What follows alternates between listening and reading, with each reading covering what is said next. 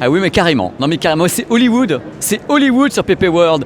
Petite vidéo qui est un reportage, à vrai dire, un reportage ici à l'IFA de Berlin, au Grand Salon de Berlin 2018, sur Panasonic et Technics. Et vous allez voir des révélations en même temps dans cette vidéo, puisque je vais l'interviewer Eric Novell, qui va vous dire où on en est avec les téléviseurs OLED, le HDR10+, le Dolby Vision, enfin des réponses aux questions. J'y suis allé franco, vous allez voir tout à l'heure. Eric est très sympa, mais je l'ai vraiment à ses côtés. Hein.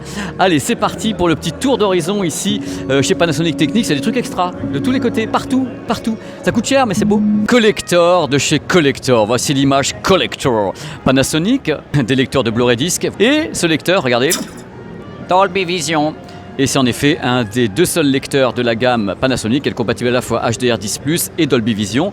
Panasonic a été très très clair sur ce point. Ils ont dit nous on a créé ces lecteurs pour tous les gens qui auraient des tas de téléviseurs qui seraient en effet pas des modèles Panasonic. C'est le comble du comble. C'est-à-dire qu'en effet si tu as un modèle Panasonic, tu n'as pas le Dolby Vision ici, mais par contre tu achètes le lecteur qui est destiné à tous les types de téléviseurs, tu as les deux formats. Donc moi je me dis, j'ai un truc que j'aimerais comprendre. Voilà, si tu payes la licence déjà pour les lecteurs de Blu-ray pour avoir le Dolby Vision, tu payes la licence à la Dolby Vision. Pourquoi ne pas avoir payé la licence également pour les téléviseurs? On y va, on fait un prix de gros et au les cœurs. Voilà, j'essaie de comprendre ce qui se passe dans l'industrie parce que je trouve ça pénalisant et carrément frustrant et rageant pour les gens. Et je peux comprendre que les gens ne comprennent pas justement parce que moi-même j'essaye avec les doigts. Je suis là, j'ai de la mimique avec vous. Non mais regardez comme je suis un peu superstar quand même. Je suis dans les coulisses du stand Panasonic ici à l'IFA de Berlin. Je me suis dit une petite interview comme ça d'Eric Novell qui est un des big boss de Panasonic, ça va être top. On va retrouver justement Eric qui est là, qui m'attend tout de suite. Salut Eric. Bonjour Pépé. Ça va? Après 2 jours de salon, pas encore trop fatigué. Alors Eric, je me suis baladé sur ton stand tout à l'heure, j'ai vu des téléviseurs, des lecteurs de Blu-ray. Il n'y a pas d'autres choses qui traînent, vous faites des tas de trucs en ce moment, c'est dingue, j'ai jamais vu autant de choses sur le stand Panasonic, vous n'en pouvez plus? On a essayé d'intégrer toutes les technologies dans la maison du futur. Donc on a regroupé la cuisine, la reconnaissance vocale, la gestuelle, la robotique, tout ça dans une pièce technologique.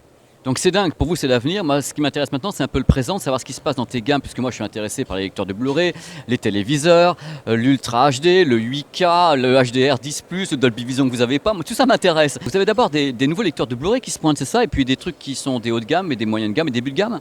Oui, contrairement à ce qui se fait sur le marché et généralement sur les marques, nous on continue à investir sur des lecteurs physiques parce qu'on estime que ça reste le meilleur support pour délivrer une image optimum.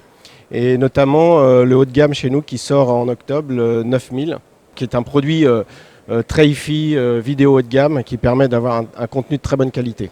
Mais le truc c'est que pour que les gens sachent, vous avez en même temps à Hollywood le Hollywood Laboratory qui permet justement d'avoir cette entrée à Hollywood qui vous conforte dans l'idée qu'en effet c'est malgré tout le Blu-ray disc est important.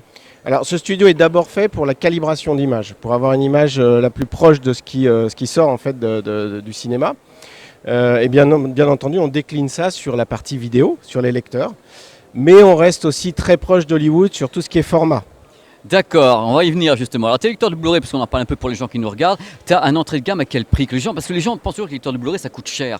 Toi, tu commences à quel tarif chez toi, chez Panasonic, monsieur Novell? Les Blu-ray, ça commence très bas. Moi, on va se parler d'abord des Blu-ray 4K, c'est ce qui est important aujourd'hui, puisque pratiquement toutes nos gammes aujourd'hui sont en 4K en téléviseur. Ça commence à 200 €. Voilà, 200 €. Tu as des modèles, donc le modèle dont tu as parlé tout à l'heure, le 9000, qui est donc la bête de compétition, ça va être beaucoup plus cher cette affaire. Aux alentours entre 900 et 1000 € pour le mois d'octobre. Mais c'est un produit très hi-fi. D'accord, très hi-fi en même temps. Moi j'ai des questions que les gens se posent. Tu as des lecteurs de Blu-ray en gamme qui sont évolutifs. Il y en a récemment qui ont évolué vers le Dolby Vision, alors qu'ils n'étaient pas Dolby Vision. Est-ce que justement, à parler des téléviseurs, est-ce que tes gammes de télé suivent également, tu as vu la question arriver, est-ce que tes gammes de téléviseurs suivent le mouvement des lecteurs de Blu-ray qui évoluent vers le Dolby Vision? Eric Novell.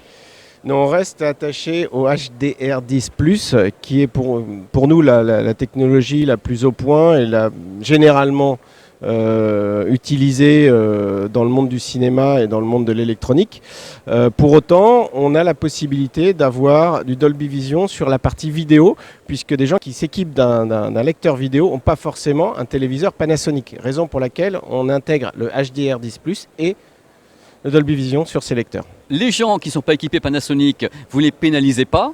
Par contre, les gens qui sont équipés de téléviseurs Panasonic, vous leur dites écoutez mes cocos, nous c'est HDR10+ uniquement et tu n'auras pas le Dolby Vision. C'est ça, je résume bien? Le meilleur élément pour faire des produits et travailler vraiment dessus, c'est de prendre une technologie et d'aller à fond. Donc nous, c'est le HDR10+, ça fait déjà 2 ans que c'est comme ça. Donc on continue dans cette voie. Pour autant, on reste ouvert à d'autres formats, il n'y a pas de souci. Bon, Eric, on va parler un petit peu de téléviseurs, parce que quand même, c'est un peu le fond de commerce chez toi aussi. J'ai vu sur ton stand, il y a beaucoup de téléviseurs OLED et également des téléviseurs LCD. Tu as la proportion comme ça, OLED-LCD dans ta gamme? Alors forcément, il y a plus de LCD que d'OLED, puisque l'OLED ne couvre que 55 pouces et plus. Donc forcément, on adresse aussi une offre sur du 32 pouces et du 50 pouces classique. Donc globalement, aujourd'hui, on a à peu près 75 modèles dans la gamme et il y a entre 10 et 15 modèles avec les variantes d'OLED, donc d'une dizaine de pourcents. D'accord. Et dans tes téléviseurs OLED, tu as des nouveautés ici ou des modèles déjà existants qui sont confirmés? Alors, on présente ici les modèles qui ont été présentés sur le mois de mars-avril, mais qui arrivent réellement sur le marché au mois d'octobre. Donc la série FZ800, FZ950, 1000, donc jusqu'aux 75 pouces. D'accord. Et toi, dans les tarifs, parce que tu sais, les gens posent des tas de questions, vous êtes des fabricants, les gens se plaignent des tarifs élevés de l'OLED, quelles que soient les marques. Est-ce que toi, tu as des bonnes nouvelles, par exemple, pour 2019, à dire aux gens, bon, on va essayer de faire un effort, ou est-ce que ça continuera à être quelque chose de très coûteux, quelle que soit la marque, Panasonic ou autre? On est dépendant aujourd'hui de la production aussi d'OLED, et la production d'OLED est limitée par rapport à la demande. Donc ça, c'est la bonne nouvelle aussi, parce que ça prouve que le format et la technologie est vraiment très, très bien accepté par le consommateur et qu'on voit une vraie différence de qualité. Donc ça veut dire aussi que les prix vont rester quand même relativement élevés sur la technologie OLED. Mais bon, c'est assez raisonnable aujourd'hui pour un télé haut de gamme, ça coûte aux alentours de 2000 € un télé OLED. On est quand même dans un téléviseur de grande taille, de salon, avec une dalle de très haute qualité. Donc ça baissera peut-être un petit peu sur fin d'année, mais pas tellement. Comme tu le sais, Eric, il y a le HDR, formidable, et le HDR10+. Vous êtes HDR10+. Est-ce que tu peux renseigner les gens qui auraient déjà un téléviseur Panasonic sur les évolutions de telle ou telle gamme vers le HDR10+? Alors, la bonne nouvelle, c'est que les gammes de 2017, donc de l'année dernière, sur laquelle on a travaillé beaucoup sur la HDR classique, sont évolutives. Donc il y a juste une mise à jour via Internet et les produits deviennent HDR10+. Bien entendu, toutes les gammes de 2018 sont HDR10+, d'ores et déjà. Et 2016, 2015, qu'est-ce qu'ils font les gens? Ils font rien? Il n'y a pas de mise à jour possible sur les gammes de 2016, c'est un problème de hardware, donc impossible pour ça, mais on a déjà travaillé quand même sur des produits de bonne qualité à l'époque. Et des nouveautés pour 2019 que tu as déjà prévues? Est-ce que vous allez lancer du 8K comme certains fabricants ou est-ce que vous êtes pour le moment en train d'observer ce qui se passe chez Panasonic? Alors déjà 2019, dans l'électronique, c'est 1 an, c'est beaucoup. Ah non, c'est dans 4 mois. Faut arrêter, monsieur Novell. Vous avez 4 mois, nous sommes en septembre. 4 mois. Merci, Eric. Mais pour l'instant, on reste sur le 4K, puisque c'est vrai qu'au niveau de la diffusion de contenu, c'est ce qui nous paraît le plus cohérent. Donc on s'attache plutôt à travailler sur la qualité de nos écrans que de faire la promotion et la course au 8K. Mais néanmoins, faut aussi rester sur une industrie qui évolue très rapidement. Donc 2019, 2020, probablement que le 8K arrivera un petit peu plus largement dans les gammes. Donc moi j'ai bien compris, pour le téléviseur on va attendre un petit peu peut-être le CES de 2019. Autrement pour l'audio, il y a plein de trucs chez vous, vous avez quand même Technics, c'est pas rien de le dire. Tu m'as montré une nouvelle enceinte, je crois, qui est assez sympa, c'est l'Otava S, c'est ça? Oui, comme style. Il se passe quand même des choses très intéressantes. On a parlé de l'OLED sur la qualité et on a globalement à peu près la même chose sur le son. C'est qu'on arrive sur des produits ultra connectés, donc assez faciles à utiliser chez soi en fonction de ses besoins. Mais surtout, on revient sur des produits très design avec vraiment une vraie recherche de qualité sonore. Et c'est ce qu'on fait sur Technics aujourd'hui. Mais alors, cette petite enceinte connectée Otava S, tu la proposes dans combien de temps? À quel tarif? C'est Wi-Fi, Bluetooth, c'est quoi? Alors, ça sort au mois d'octobre à 750 € et ça fait absolument tous les formats. C'est Bluetooth, Wi-Fi DLNA, Chromecast, ça fait absolument tout. Tu choisis vraiment le format que tu souhaites. Et avec le son Technics à l'intérieur, les mecs ont bossé pendant des mois, parce que j'ai rencontré les techniciens tout à l'heure qui m'ont dit, ils m'ont pas dit vulgairement, ils en avaient un peu chié, mais ils ont dit voilà, on a beaucoup travaillé dessus parce qu'on voulait vraiment une enceinte différente. Tu vas pas me dire le contraire de toute façon. Non, mais ça a démarré avec la SC70 qui est sortie l'année dernière, qui intégrait une partie CD. Donc on a beaucoup travaillé sur cette partie audio et on a pu la décliner sur la nouvelle qui sort au mois d'octobre, la C50. Les platines vinyles font rêver vraiment les gens qui me regardent. Et puis tu sais très bien, comme moi, que vous avez relancé les platines vinyles. Vous êtes content de ce qui s'est passé? Est-ce que les résultats ont été très bons au niveau des ventes? Les retours clients, les retours consommateurs ont été... C'est comme vous l'attendiez ou not? Alors c'est mieux que ce qu'on attendait. C'est pour ça qu'on va faire évoluer les gammes et qu'on est en train train de le faire également. Alors à la fois sur le très haut de gamme, tu l'as vu sur la SL 1000, qui est presque un objet d'art, aux alentours de 15 000 €, et il y a de la demande, ça se revend, jusqu'à une platine, voilà, on va dire plus entrée de gamme, moins exclusive, aux alentours de 1 500 €, et probablement qu'on va continuer à étoffer nos gammes sur cette partie-là, avec vraiment une vraie demande consommateur. Quand je te parle, c'est bien, c'est pas élevé les tarifs. J'entends parler de téléviseurs à 3 000 €, j'entends parler de platine vinyle à 1 500, 15 000, 16 000. Mais vous êtes une marque de luxe, Panasonic, monde, worldwide. Non, mais sur l'IFA, on parle exclusivement des produits, ou principalement des produits qui font rêver. Bien entendu, on a toute une gamme de produits accessibles, alors pas forcément sur les platines disques, mais en audio, où ça commence à 200 € jusqu'à 1 000 € avec des produits de très bonne qualité. Eric, l'avenir. Google Assistant, vous le placez sur quel type de produit chez vous? Alors je dirais pas l'avenir, je dirais le présent, puisque dans l'industrie, c'est quand même assez compliqué de faire évoluer ces gammes très, très rapidement. Et aujourd'hui, tous nos téléviseurs sont compatibles Chromecast.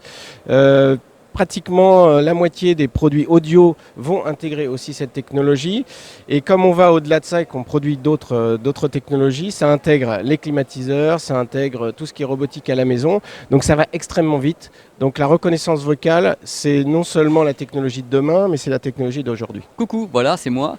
Je vais te remercier parce que je sais que les questions étaient ardues, mais en même temps les questions fusent de tous les côtés avec les gens qui regardent cette chaîne, qui posent des questions sur Panasonic, les évolutions de Dolby Vision HDR10+. Alors moi je voulais te remercier d'avoir répondu franchement. Quelle que soit la réponse, elle a été franche, alors merci pour ça déjà. Je t'en prie, je pense qu'informer le consommateur, c'est aussi notre rôle.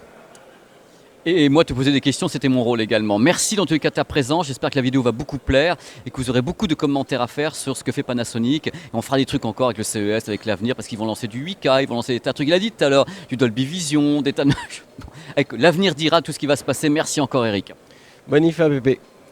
Bonne IFA à toi. On dirait que tu dis un truc bizarre comme bonne journée. Bonne IFA. C'est très bizarre comme nom. Tu peux dire autre chose à la fin. Merci, bébé. À bientôt. Je ne veux plus jamais faire ce métier. Merci en tous les cas d'avoir regardé cette vidéo sur ma chaîne YouTube PP World. C'était un plaisir. Voici justement le lecteur de Blu-ray disque haut de gamme Panasonic qui a reçu des prix dans le monde entier. C'est le DP-UB 9000 qui est un modèle très très particulier car il n'est pas uniquement qu'un lecteur de vidéo, c'est surtout un lecteur audio. C'est un lecteur qui était conçu pour l'audio avec des éléments séparés, circuits séparés, c'est absolument dingue, une sortie audio balancée. Il est labellisé THX, c'est la bête de compétition. Ça serait une sorte de Oppo 205 de chez Panasonic. Le modèle est en plus compatible HDR10+, ainsi que Dolby Vision. Regardez, deux sorties HDMI, enfin bref, c'est la bête de compétition. Je crois qu'il coûte un peu plus de 1 000 €. Je vous mettrai le prix à l'écran. Regarde, de toute façon, il ressemble un petit peu à un Oppo. Je dis bien un petit peu à un Oppo. Anyway, yeah, nice to see you. Nice to see you. Nice to meet you. Have a good trip.